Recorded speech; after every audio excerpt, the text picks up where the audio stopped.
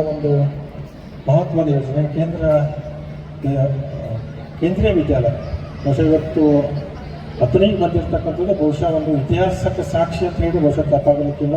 2020ನೇ ಇಸ್ವಿಯೊಳಗೆ ಪ್ರಥಮವಾಗಿ ಪ್ರಪೋಸಲ್ನ ರೆಡಿ ಮಾಡಿ ಕೇಂದ್ರ ಸರ್ಕಾರಕ್ಕೆ ಕಳಿಸಿಕೊಟ್ಟು ಅದನ್ನು ಇವತ್ತು ಅಪ್ರೂವಲ್ ಮಾಡಿಸ್ಕೊಂಡು ಇವತ್ತು ಎಲ್ಲರಿಗೆ ಗ್ರಾಮದಲ್ಲಿ ಆಗಬೇಕಿತ್ತು. ಅದರಾಗೂ ರಾಜಕಾರಣ ಆಗ್ಬೋದು.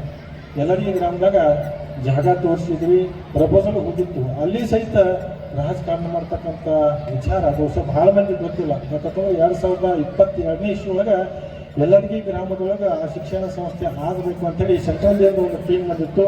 ಬೆಂಗಳೂರ 10ನೇ ಅವತ್ತಿನ ಕ್ಷೇತ್ರ ಶಿಕ್ಷಣಾಧಿಕಾರಿ ತಳವಾರ ಅಂತ ಹೇಳಿ ಒಬ್ಬರು ಡಿ ಅವರು ಅವತ್ತು ಮಹೇಶ್ ಕುಂಟಾಳೆ ಅನ್ನೋರು ಮಹಾನುಭಾವರು ಒಬ್ಬರು ಶಾಸಕರಿದ್ರು.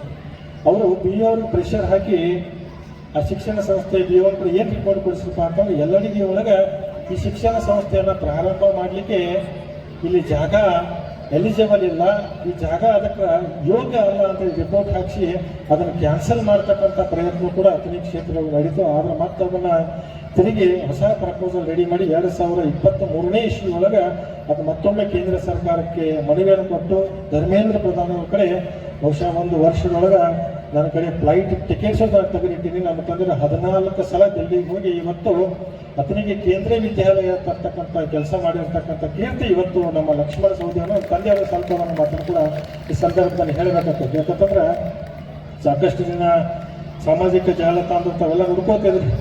ಯಾಕಂದರೆ 2020ರಿಂದ ಪ್ರಾರಂಭ ಆಗಿರ್ತಕ್ಕಂಥ ಈ ಪ್ರಪೋಸಲ್ ಈ ಪ್ರಕ್ರಿಯೆ 2023ನೇ ಇಸ್ವಿಯೊಳಗೆ ಆಗಿರ್ತಕ್ಕಂಥದ್ದು. ಇವತ್ತು ಸಾಕಷ್ಟು ಜನ ಹೆಸರು ಹೇಳಕ್ಕೆ ಹೋಗೋದಿಲ್ಲ. ಸಾಕಷ್ಟು ಜನ ಅದನ್ನು ನಾನು ಮಾಡಿ ಅಂತ ಹೇಳಿ ಸುಮ್ಮನೆ ಪುಕ್ಸಟ್ಟೆ ಪ್ರಚಾರ ತಗೊಳ್ತಕ್ಕಂಥ ಕೆಲಸ ಆಗೋದು. ಬಹುಶಃ ಇವತ್ತು ಈ ಭಾಗದ ಜನರಿಗೆ ಅದು ಗಮನದಲ್ಲಿರಲಿ. ಅದು ಲಕ್ಷ್ಮಣ ಸವದಿಯವರ ಪ್ರಯತ್ನದಿಂದ ಆಗಿರ್ತಕ್ಕಂಥ ಕೆಲಸ. ಬಹುಶಃ ಅದರಲ್ಲೇ ಕೂಡ ರಾಜಕಾರಣ ಮಾಡಿರ್ತಕ್ಕಂಥ ರಾಜಕಾರಣಿಗಳಿಗೆ ನಾನು ಹೇಳಕ್ಕೆ ಬಯಸ್ತೀನಿ, ಈ ಕೇಂದ್ರೀಯ ವಿದ್ಯಾಲಯದೊಳಗೆ ನಾವಾಗಲಿ ನನ್ನ ಮಕ್ಕಳಲ್ಲಿ ಯಾರು ಕಲ್ಯಾಣ ಇದ್ದಿರಲಿಲ್ಲ. ನಮ್ಮ ತಾಲೂಕಿನ ಬಡ ರೈತನ ಮಕ್ಕಳಲ್ಲಿ ಕಲ್ಯಾಣರಿದ್ದರು. ಅದಕ್ಕೆ ಇಂಥ ಅಭಿವೃದ್ಧಿ ಕಾರ್ಯದೊಳಗೆ ದಯವಿಟ್ಟು ನಿಮ್ಮ ಕೈ ಮುಗಿದು ವಿನಂತಿ ಮಾಡ್ಕೊತೀನಿ, ರಾಜಕಾರಣ ಮಾಡಕ್ಕೆ ಹೋಗ್ಬೋದು. ರಾಜಕಾರಣ ಮಾಡ್ತಕ್ಕಂಥ ಸಂದರ್ಭಗಳು ಸಾಕಷ್ಟು ನಾವು ಕುಸ್ತಿ ಅಕಾರಕ್ಕೆ ಬೀರ್ತ ಆ ಸಂದರ್ಭಗಳು ರಾಜಕಾರಣ ಮಾಡೋಣ.